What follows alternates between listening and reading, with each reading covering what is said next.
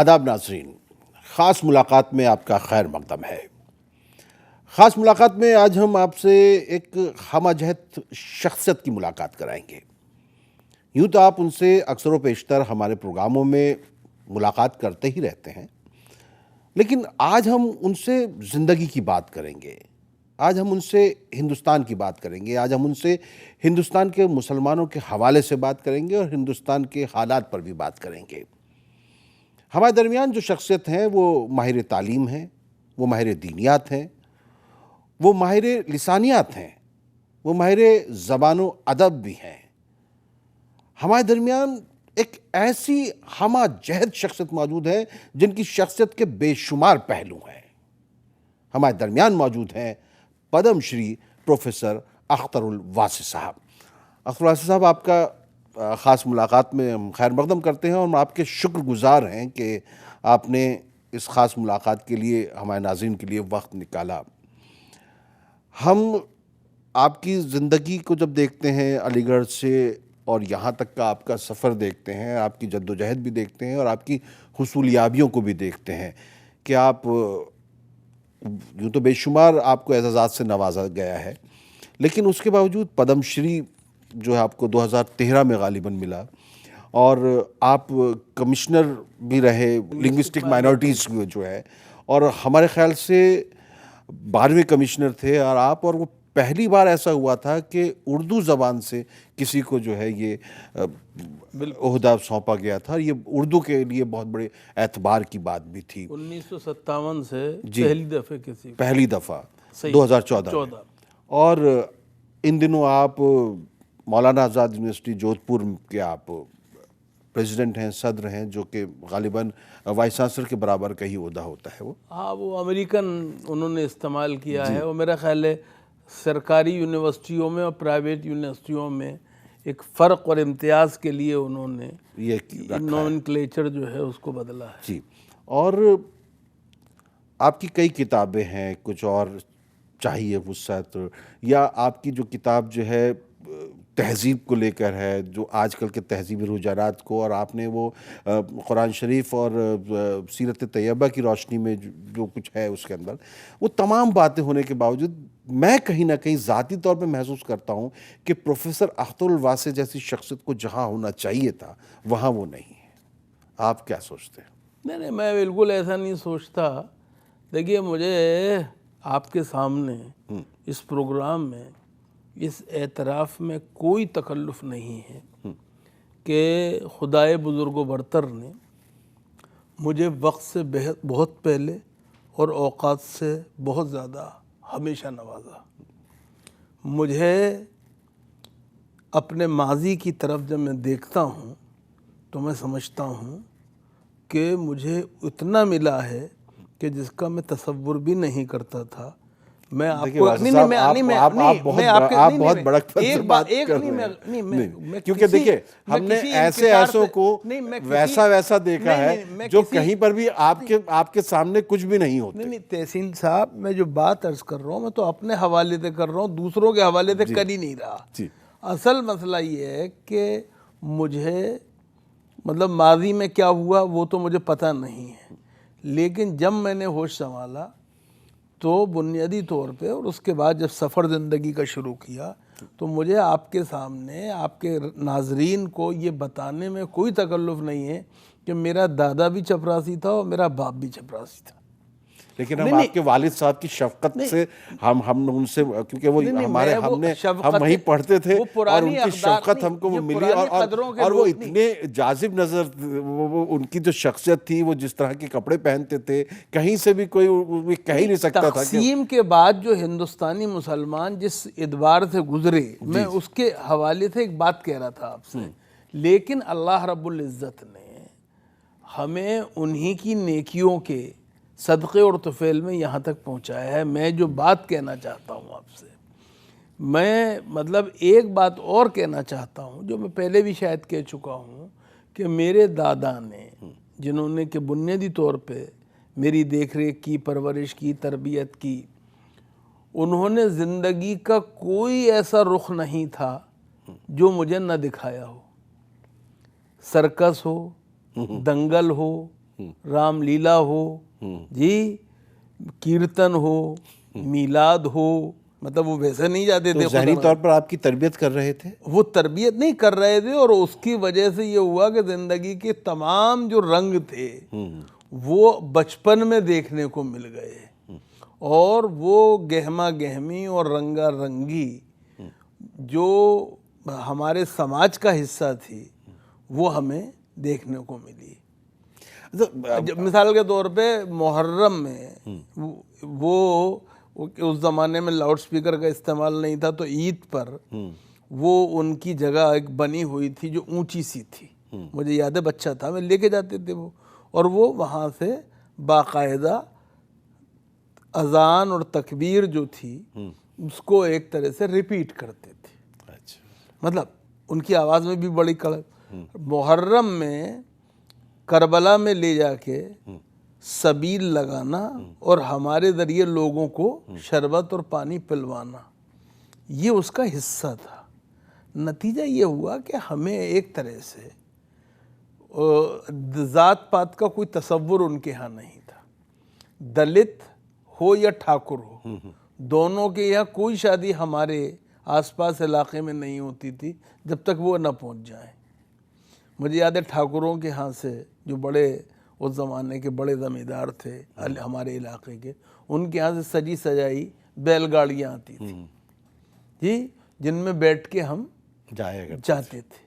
तो एक तरह से हमने उस ज़िंदगी को करीब से देखा जो कि सचमुच गंगा जमनी तहजीब थी। फिर मुझे एक बात पे और फ़ख्र है, मैं हमेशा इस पे फ़ख्र करता हूँ कि मैं ब्रिजवासी हूँ, और मेरा जो कृष्ण कन्हैया जो हैं उनमें मैं बेहद जज्बियत महसूस करता हूँ। मैं उन्हें भगवान नहीं मानता, बहुत साफ बात, लेकिन बाल गोपाल की नटखट होने में जी, गाय चराने वाले यशोदा के बेटे में जी, राधा के चाहने वाले में जी, और साथ में एक तरह से पूरा जो उस इलाके का वो कल्चर है उसके सिंबल के तौर पे वो मुझे बेहद मुतासिर करते हैं। ठीक है वासिफ साहब, हम यही जो जिस गंगा जमनी तहजीब का आप जिक्र कर रहे हैं हम उसी पर बात करेंगे। अभी हम जा रहे हैं वक्फे पर, वक्फे के बाद नाज़रीन हम लौट कर आएंगे तो देखेंगे कि क्या ये गंगा जमनी तहजीब आज भी बरकरार है, और अगर इसमें कहीं ना कहीं कोई उलझन आ रही है तो किस वजह से आ रही है, इस पर भी गौर करेंगे, मगर इस मुख्तसर वक्फे के बाद।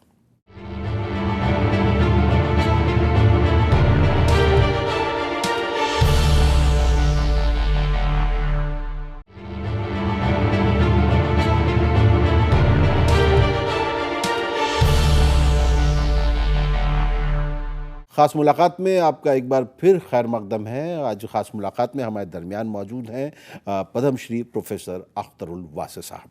वासे साहब, आपने अभी ब्रेक पर जाने से पहले जिस गंगा जमनी तहजीब का जिक्र किया और जिस तरह आपने श्री कृष्ण के बारे में बात की, मौलाना हसरत महानी भी उसी अंदाज से करते हैं, हमारे यहाँ नज़ीर का तो एक पूरी नज़ीर ही मौजूद है, तो क्या बेनज़ीर है? हाँ, वो बेनज़ीर है। कृष्ण का उनके यहाँ जी एक व्याख्यान है जी, और जो बयानियाँ हैं वो बेनज़ीर है। बेशक बेशक। तो आज के वक्त में अब जब हम 2018 की बात कर रहे हैं और गुज़िश्ता कुछ बरसों की तरफ देखते हैं तो लोग इस तरह की बातें करने लगते हैं कि हल्की सी मायूसी सी होने लगती है। क्या वाकई ऐसे हालात हैं, और अगर गंगा जमनी तहजीब कहीं ना कहीं मुतासिर हो रही है तो उसके ज़िम्मेदार कौन लोग हैं?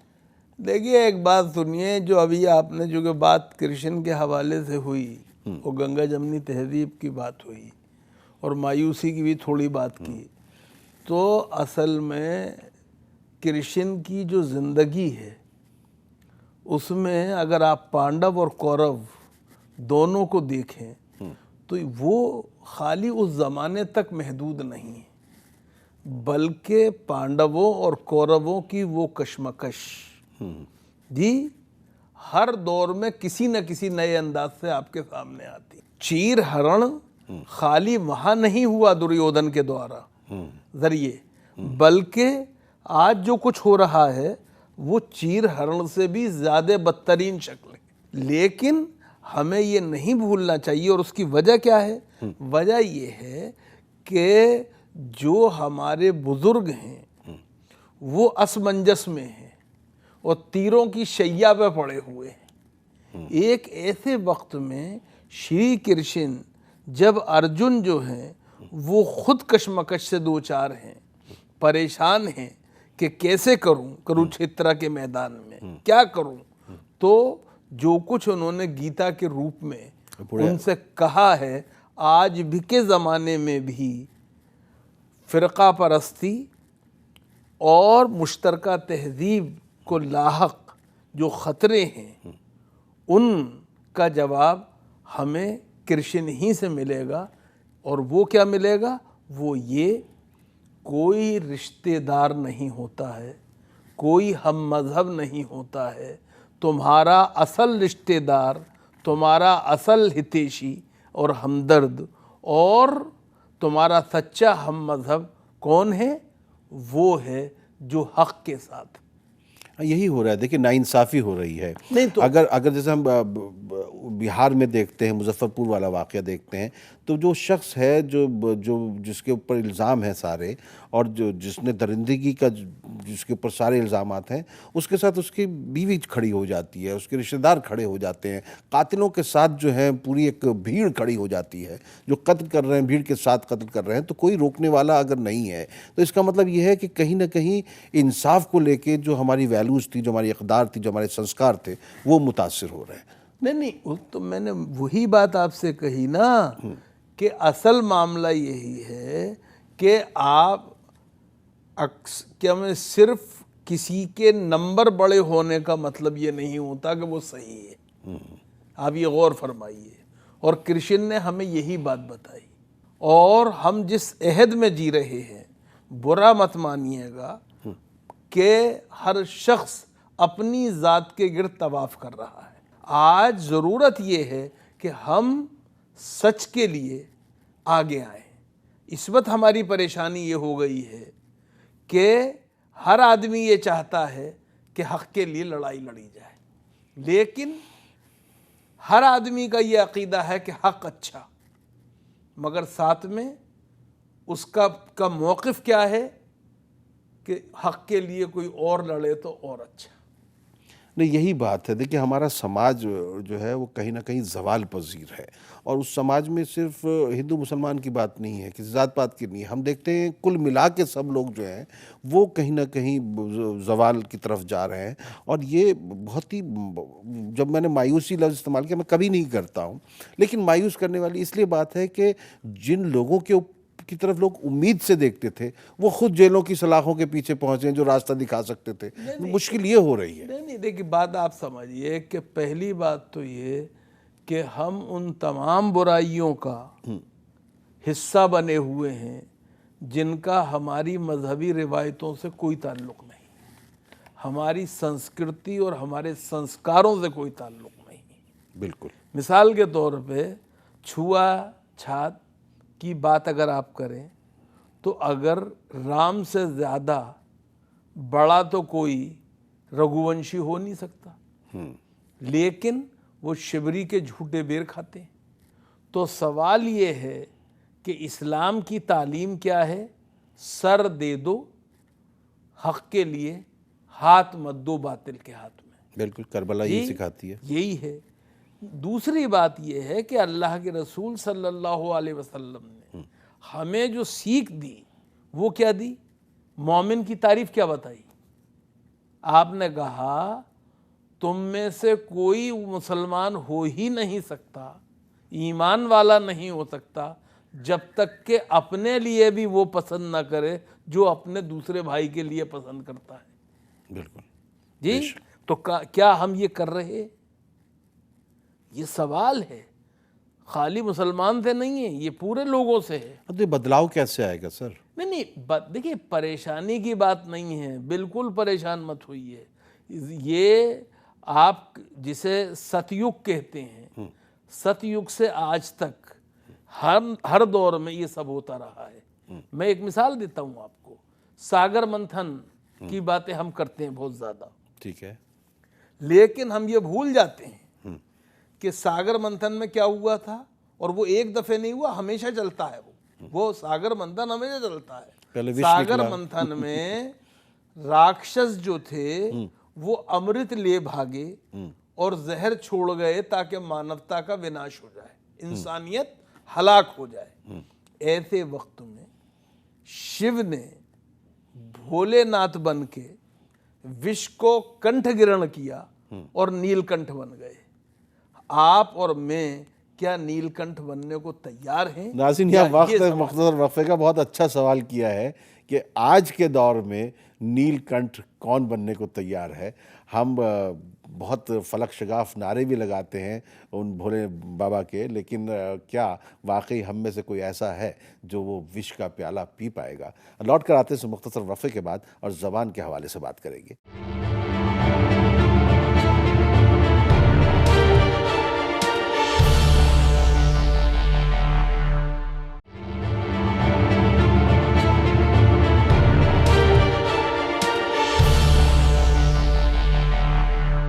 خاص ملاقات میں آج ہمارے ساتھ پروفیسر اختر الواسع صاحب ہیں۔ واسع صاحب، ہماری ملاقات بہت مختصر سی ہوتی ہے اور آپ جیسی شخصیت کے پاس تو ایک پورا خزانہ ہے اپنی فکر کا بھی، اور آپ کا مشاہدہ، آپ کا تجربہ بہت وسیع ہے، اور یہ الگ بات ہے کہ آپ اپنی جب کتاب تحریر کرتے ہیں تو اس کا نام رکھتے ہیں کچھ اور چاہیے وسعت، جبکہ آپ کے اندر وسعت بہت ہے اور آپ واسع ہیں۔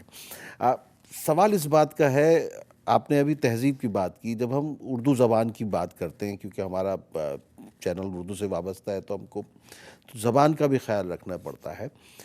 جب ہم اردو زبان کو دیکھتے ہیں آج کے دور میں، تو آپ کو کیا لگتا ہے کہ کیا امید ہے؟ ابھی ہم جس طرح کی دیکھ رہے ہیں کہ زبان کو حکومت کی جانب سے اس طرح کی حمایت نہیں ہے جس طرح کی ہونی چاہیے، چاہے بھلے ہی بعض جگہ اس کو دوسری سرکاری زبان کا درجہ دے دیا جائے، بہت ساری اکیڈمیز بنا دیں، سب کچھ کر دیں، لیکن اس کے باوجود وہ بات نظر نہیں آتی ہے۔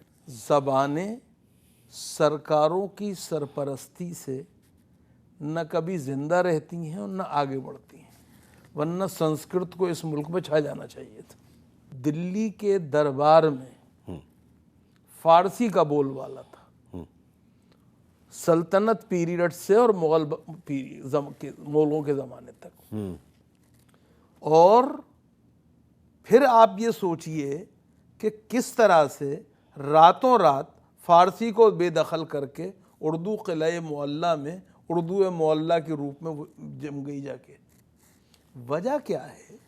وجہ یہ ہے کہ خانقاہ میں جنمی، بازار میں پروان چڑھی، غالب ترین اکثریت نے جب اپنا لیا تو جمہوریت نہ ہوتے ہوئے بھی ملوکیت کو بھی عوام کی اکثریت کے آگے سر جھکانا پڑا۔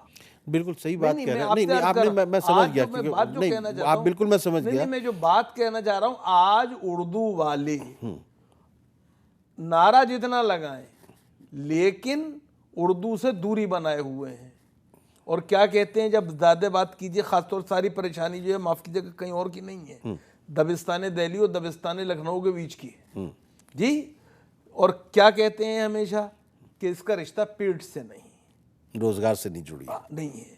میں بالکل اس سے انکار نہیں کرتا ہوں، زبان کو روزگار سے جڑنا چاہیے، لیکن میری ایک ادب سے درخواست بھی ہے، 4 چیزوں کا رشتہ پیٹ سے نہیں، معدے سے نہیں، دل سے ہونا چاہیے۔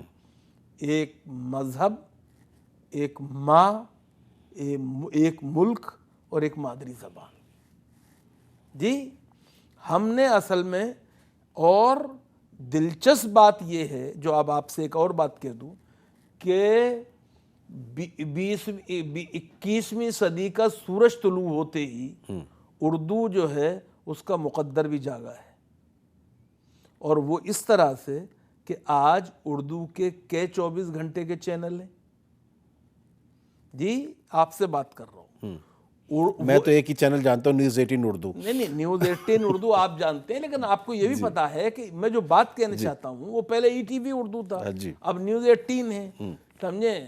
جو بات کہنا چاہ رہا ہوں میں، یہ کس نے شروع کیے ہیں؟ جن کا کہ اردو سے کوئی لسانی رشتہ نہیں ہے۔ دوسری بات جو آپ کی خدمت میں عرض کرنی ہے، ہندی اور اردو کے بیچ میں جو بعد بتایا جا رہا تھا وہ کسی حد تک نہ صرف کم ہوا ہے، بلکہ آج حالت یہ ہے کہ ہندی پترکارتا اردو صحافت کا ہاتھ تھام رہی ہے، اور وہ اردو اخبارات جو کبھی ایک جگہ سے نکلتے تھے اب وہ ملٹی ایڈیشن اخبار بن گئے۔ ٹھیک ہے، نہیں میں نہیں، اسی اور اسی ایک پر آخری دیکھیے، اور ایک نہیں بات اور کیونکہ کہنے دیجیے، وقت رہ جائے گا، میں ایک بات جی ایک لفظ اور جی کہہ دوں، وہ یہ کہ اردو کی جو تہذیبی ایک وہ ہے، اس کے بھی جتنے نام و نشان ہیں وہ سب وہ ہیں جن کی مادری زبان اردو نہیں ہے، چاہے وہ ریختہ ہوں والے سنجیو سراف ہوں، چاہے وہ جشن بہار کی کامنا پرشاد ہوں، چاہے شنکر وشاد کے ڈی سی ایم والے ہوں، اور چاہے وہ ایک نیا لڑکا نکل کے آیا ہے رنجیت چوہان، یہ سب جو ہیں وہ ہیں کہ جن کا اردو سے وہ رشتہ نہیں۔ نہیں، یہیں سے سوال نکل رہا ہے۔ آپ ہمارے مشاعرے میں بھی شریک ہوئے تھے، اور ہم نے پچھلے دنوں جو بہت سے ایسے شعراء آئے جو بہت اچھی اردو شاعری کر رہے ہیں لیکن اردو اسکرپٹ نہیں جانتے ہیں وہ، تو کیا اب آج کے دور میں تو ہم دیکھتے ہیں واٹس ایپ وغیرہ پہ رومن میں بھی اردو ٹائپ ہو رہی ہے، ہندی ٹائپ ہو رہی ہے، ہر زبان ٹائپ ہو رہی ہے، یا ان لوگوں کو اسکرپٹ تک لانے کے لیے یہ اردو زبان پڑھ نہیں پاتے، رسم الخط نہیں پڑھ پاتے، تو کیا رسم الخط کو تبدیل کیا جانا دیکھیے، چاہیے؟ رسم خط کو تبدیل کرنے کا مطلب اردو زبان کا گلا گھونٹنا ہے۔ اردو کا رسم خط کسی بھی زبان کا؟ نہیں، میں تو اردو کے حوالے سے بات ہو رہی ہے، اسی کی بات کر رہا ہوں، دوسروں کی دعویٰ کر ہی نہیں رہا ٹھیک ہے، میں دوسروں کے ڈومین میں داخل ہی نہیں ہونا چاہتا۔ میں آپ سے یہ عرض کروں کہ اردو کا رسم خط محض رسم خط نہیں ہے، بلکہ ایک فنون لطیفہ کا حصہ بھی ہے، ہمیں نہیں بھولنا چاہیے۔ قطب مینار پہ مسلمان اپنے عقیدے کی وجہ سے کیونکہ تصویر کشی نہیں کر سکتے تھے انسانوں کی اور جانوروں کی، اس لیے انہوں نے یا تو پھول کاڑے اور یا پھر خطاطی کی۔ جی، تو اس بات کو ہمیں نہیں بھولنا چاہیے، اور ہمیں اس بات کی کوشش کرنی چاہیے کہ جو لوگ کہ آج اردو شاعری کر رہے ہیں، چاہے وہ دیوناگری کے حوالے سے کر رہے ہوں، ہم انہیں کسی طرح سے اردو رسم خط سے کی قریب لانے کے لیے یہ کام NCPUL کرے گی یا اردو اکیڈمیاں کریں گی یا کون کرے گا، یہ دیکھنا چاہیے، اور دوسروں کی فکر کرنے سے پہلے ہمیں اپنے گھروں کی فکر کرنی چاہیے۔ بالکل صحیح ہے۔ بس آخر میں ہم اب عید ہے 2-3 دن کے بعد، تو آپ کیا اپنی قوم کے جو لوگ ہیں ان سے کیا کہنا چاہیں گے؟ کیونکہ عید الاضحیٰ کے ساتھ کچھ قربانی وغیرہ کا جو سلسلہ ہے، تو اب پچھلے گزشتہ کئی برسوں سے ہم دیکھ رہے ہیں کہ اس کو لے کے کچھ شور شرابہ بھی ہونے لگتا ہے، تو کس طریقے سے یہ عید منائی جائے؟ دیکھیے کہ ایسا ہے، اسی طرح منانی چاہیے جیسے قرآن میں اللہ نے کہا ہے۔ واہ! قرآن میں اللہ نے واضح لفظوں میں کہہ دیا ہے، تمہارے پاس گوشت، ہڈیاں اور خون نہیں جاتا اللہ کے پاس، جی، تمہاری قربانی کا۔ تو ہمیں بنیادی طور پہ احتیاط کرنی چاہیے، اور یاد رکھیے طہارت اور نظافت اور نفاست اسلام کا نصف حصہ ہے، تو ہمیں کوئی کام ایسا نہیں کرنا چاہیے جو کہ اسلام سے متصادم ہو۔ دوسروں کی بات چھوڑ دیجیے آپ، بالکل جی، اور یاد رکھیے جو قربانی ہے وہ جانور کی نہیں ہے بلکہ نفس کی ہے، اور نفس امارہ جو ہے وہی ہمیں دوسروں سے تصادم کی طرف لے جاتا ہے، تو ہمیں اس سے بچنا چاہیے، ہمیں کسی کو ایسا موقع ہی نہیں دینا چاہیے کہ اسے تکلیف ہو۔ چلیے، اب اختر الواسع صاحب، وقت ختم ہو گیا۔ جیسا کہ میں نے آغاز میں کہا تھا کہ آپ جیسی شخصیت کے ساتھ ایک ملاقات جو ہے کافی نہیں ہے، اور ناظرین، ہم اختر الواسع صاحب سے ایسی ملاقاتیں بار بار کریں گے، اور خیر ان کا تو دست شفقت ہم لوگوں کے اوپر رہتا ہی ہے، اور یہ ہمارے پروگراموں میں بھی شرکت کرتے رہتے ہیں، لیکن ہم آج ان سے اس طریقے سے بات کرنا چاہتے تھے تاکہ آپ کی ہمارے آس پاس کی زندگی سامنے آئے۔ تو بہت بہت شکریہ، آپ نے وقت دیا میرے آپ لیے کا۔ بڑے عزت کی اور سعادت کی بات ہے کہ میں نیوز 18 کے اردو کے ناظرین کے ساتھ جو ہے، اور میرا رشتہ جو ہے وہ آپ کا جو کیا میں پچھلا جنم تھا ای ٹی وی اس کے سے جب چلا آ رہا ہے، اور مجھے ایک پہچان بنانے میں، شناخت دینے میں آپ لوگوں کا بڑا حصہ رہا ہے۔ میں آپ کے حوالے سے آپ کے ناظرین کو عید کی مبارکباد پیش کرتا ہوں، بہت بہت شکریہ سر، آپ کو بھی بہت بہت اور مبارک۔ قربانی، اور یہ دعا کروں گا کہ قربانی اور ایثار کا وہی نمونہ مسلمان بنے جو ابراہیم اور اسماعیل تھے۔ آمین، بہت بہت شکریہ۔